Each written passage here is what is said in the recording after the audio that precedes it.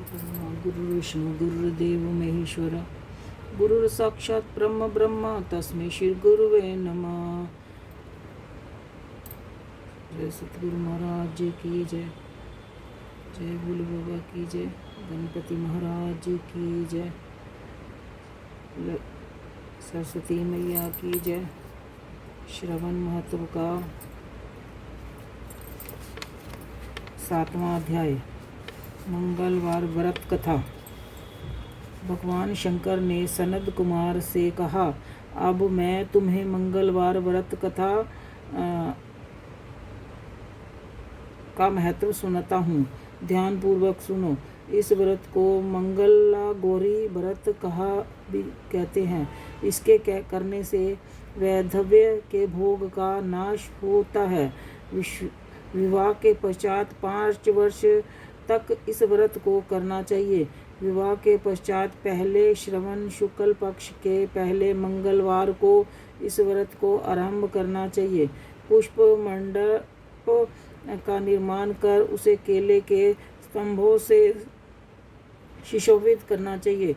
उसे अनेक प्रकार के फलों तथा रेशमी कपड़ों से विभूषित करें।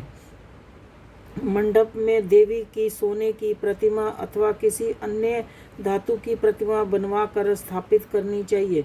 उस प्रतिमा में मंगल गौरी का 16 उपचारों से, 16 दुर्वा दलों से, 16 चिड़चिड़ा दलों से, 16 चावल तथा 16 चने की दानों से अर्चना करनी चाहिए। 16 बत्तियों वाले दीप या 16 दीप जलाकर भक्ति पूर्वक दही तथा चावलों का नैवेद्य अर्पण करना चाहिए। देवी के निकट तिल लोठा रखना चाहिए। इस तरह विवाह उपरांत 5 वर्ष तक व्रत करना चाहिए। 5 वर्ष पश्चात उद्यापन करके माता का वायना देना चाहिए। अब मैं तुम्हें वायने के बारे में बतलाता हूँ। मंगला गौरी की एक पल सोने की प्रतिमा या अपनी समर्थ के अनुसार सोने की प्रतिमा बनवाएं। अपनी समर्थ के अनुसार सोने अथवा चांदी आदि से निर्मित घड़े और चावलों से भरे उसके ऊपर पहनने के वस्त्र, साड़ी, ब्लाउज आदि रखें। उसके ऊपर मंगला गौरी की प्रतिमा रखें। देवी के समीप सिल लोठा रखें। सिल लोठा सोने या चांदी का होना चाहिए। इस प्रकार माता के लिए वायना देना चाहिए। इसके पश्चात 16 सुहागन ब्राह्मणियों को भोजन कराना चाहिए। इस तरह व्रत करने मात्र से 7 जन्म तक सौभाग्य अटल रहता है। ब्रह्मपुत्र सनद कुमार ने भगवान शंकर से पूछा, इस व्रत को पहले किसने किया और उसका क्या फल मिलता है? भगवान शंकर ने बताया, पूर्व काल में कुरुक्षेत्र में श्रुति कीर्ति नामक राजा रहता था। उस शास्त्रों का ज्ञाता था। उसका कोई शत्रु नहीं था। वह 64 कन्याओं का ज्ञाता, धनु विद्या में निपुण था। उसे सब प्रकार का सुख था, परंतु उसके कोई संतान नहीं थी। इसी प्रकार वह दुखी रहता था। उसने स्नान के लिए देवी की आराधना की। एक दिन देवी ने उसकी आराधना से प्रसन्न होकर उसे साक्षात दर्शन दिए और उसे वर मांगने को लिए कहा। श्रुति कीर्ति ने देवी से एक पुत्र की मांग की। राजा के वचन सुनकर देवी मुस्कुराई। देवी बोली, हे राजन, तुमने एक दुर्लभ वस्तु की याचना की है, फिर भी मैं तुमको पुत्र अवश्य दूंगी। तुम्हें एक गुणवान पुत्र प्राप्त होगा, परंतु उसकी आयु 16 वर्ष की है।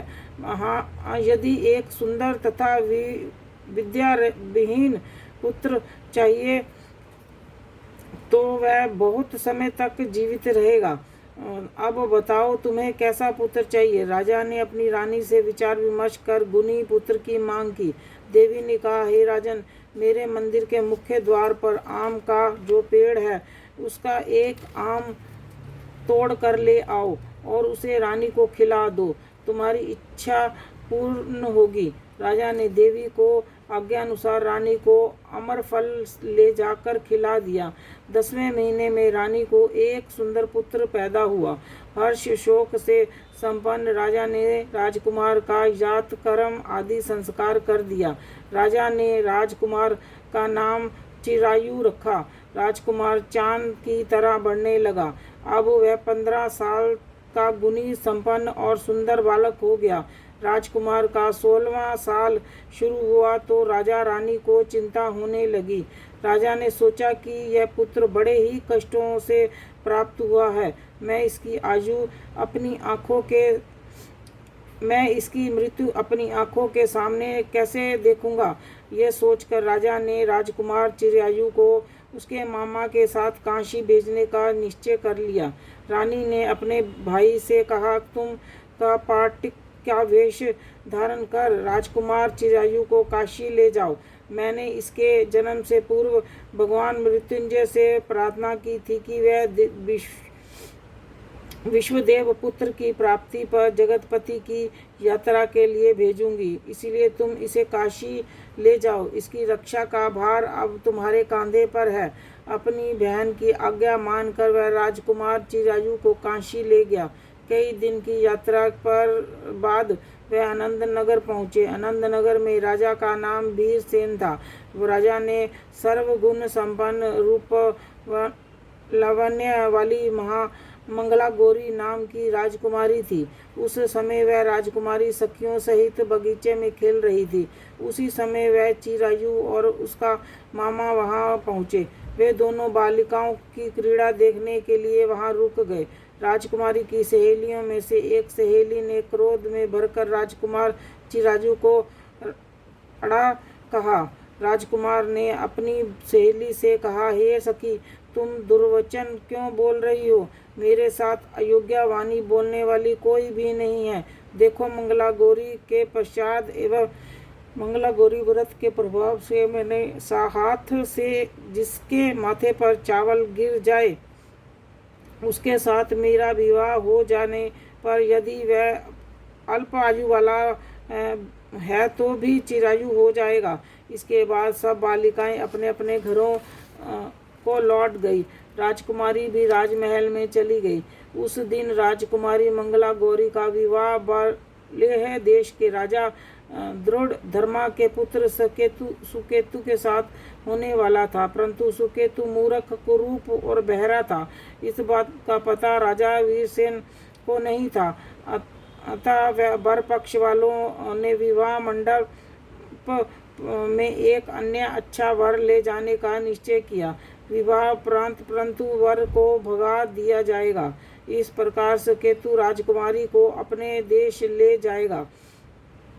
ऐसा विचार कर वर पक्ष के कुछ आदमी चिरायु के मामा के पास आकर बोले, यह बालक तुम हमें दे दो, इसके द्वारा हमारा काम सिद्ध होने वाला है। इस पृथ्वी पर परोपकार से बढ़कर कोई दूसरा काम नहीं है। उस आदमियों की बात सुनकर राजकुमार चिरायु का मामा राजी हो गया, क्योंकि वह बगीचे में मंगला गौरी की बात सुन चुका था। वह उन आदमियों से बोला, आप लोग इस लड़के को क्यों चाहते हो? विवाह के लिए वस्त्र गहने तो मांगे जा सकते हैं, लेकिन वर को थोड़े ही मांगा जाता है। फिर भी आपकी बात रखते हुए लड़का आपके साथ भेज रहा हूँ। वर पक्ष के लोग राजकुमार चिरायु को विवाह मंडप में ले गए और विवाह कार्य संपन्न हो गया। विवाह के बाद रात को जब राजकुमार चिरायु मंगला गौरी के साथ सोया, उसी दिन उसका 16वां वर्ष समाप्त हो रहा था। ठीक उसी समय काल सांप का रूप धारण कर वहां आया। सहयोग वंश उसी समय राजकुमारी मंगला गौरी की नींद खुल गई। उसने सांप को देखा तो राजकुमारी ने सांप की पूजा की, उसे पीने के लिए बहुत सा दूध दिया। मंगला गौरी ने कहा कि मैं उत्तम व्रत करूंगी, मेरे पति देव को छोड़ दो तथा उन्हें चिरजीवी होने का आशीर्वाद दो। देखते ही देखते सांप कमंडल में घुस गया। राजकुमारी ने अपनी चोली से कमंडल का मुख बंद कर दिया। उसी समय राजकुमार चिरायु अपने शरीर के अंगों को ऐंठते हुए उठ बैठा। उसने राजकुमारी से कहा, मुझे बहुत भूख लगी है। राजकुमारी ने माता के समीप जाकर लड्डू आदि लाकर राजकुमार को खाने के लिए दिए। राजकुमार ने प्रसन्नता से लड्डू खाए। हाथों को धोते समय उसके हाथ से अंगूठी गिर गई। वह पान खाकर फिर सो गया। राजकुमारी कमंडल में बंद सर्प को बाहर फेंकने गई, लेकिन विधि के विधान से बाहर जाने पर चमकते हार की क्रांति देखकर चकित रह गई। उसने हार को अपने गले में पहन लिया। कुछ रात शेष रहने पर चिराजू का मामा उसे ले गया। चिराजू के जाने के बाद वह वर पक्ष के लोग सुकेतु को ले आए। मंगला गौरी ने सुकेतु को देखा तो वह बोली कि यह मेरा पति नहीं है। सभी बाराती कहने लगे, हे शुभे, यह तुम क्या कह रही हो? यदि कोई पहचान हो तो बताओ। इस पर मंगला गौरी ने कहा, रात को मेरे पति ने मुझे जो जड़ाऊ हार दिया है, उस हार के रत्नों की सुंदरता के बारे में ये बतावे। रात्रि में अग्र से सचेतन के बारे में मेरे पति देव का केशर युक्त पैर मेरी जांग के में लगा हुआ है। उसे देखकर सब लोग बताएं कि पैर का निशान किसका है। रात्रि के समय जो बातचीत हम दोनों के बीच में हुई थी तथा जो भोजन कर रहा था उसके बारे में ये बतलावे। सुकेतु मंगला गौरी के एक भी प्रश्न का उत्तर न दे सका। इस पर कन्या पक्ष वालों ने बारात को बिना दुल्हन के वापस भेज दिया। मंगला गौरी के पिता महाराज वीरसेन ने एक महान यज्ञ कराया। उसे ये भी पता चल गया कि वर पक्ष वालों ने अपने क्रूप राजकुमार के स्थान पर किसी अन्य सुंदर युवक को विवाह के मंडप में ले आए थे और उस अनजान युवक के साथ मंगला गौरी का विवाह हुआ था। अब मंगला गौरी राजमहल में बरामदे में एक चिक की ओट में बैठ गई और आते जाते प्रत्येक व्यक्ति को देखने लगी। इधर चिरायु भी वहां के हाल चाल जानने के लिए इच्छा से अपने मामा के साथ उधर आया। जैसे ही चिरायु महल में आगे से गुजरा तो मंगला गौरी ने उसे पहचान लिया। वे अपने पिता राजा वीरसेन से बोली कि ये आदमी जो अभी अभी गया है, यही मेरा पति है। राजा ने दोनों मामा भांजे को बुलाया। मंगला गौरी की बताई हुई निशानियां चिरायु में मौजूद थी।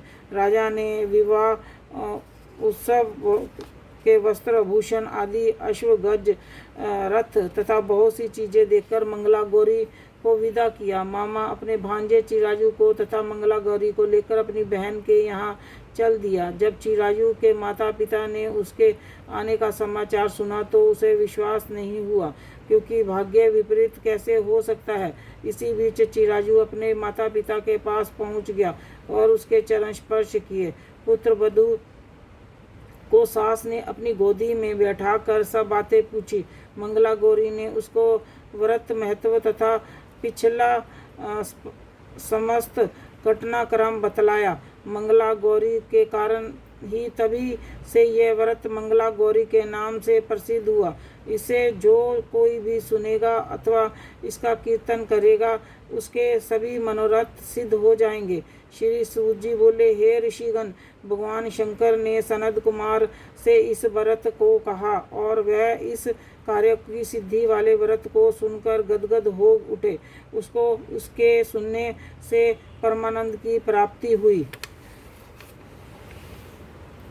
7वां अध्याय समाप्त।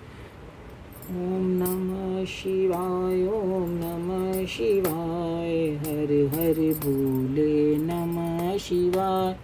रामेश्वराय शिव रामेश्वराय, हर हर भोले नमः शिवाय। रामेश्वराय शिव रामेश्वराय, हर हर भोले नमः शिवाय। नमः शिवाय, ओम नमः शिवाय, हर हर भोले नमः शिवाय। नमः शिवाय, ओम नमः शिवाय, हर हर भोले नमः शिवाय।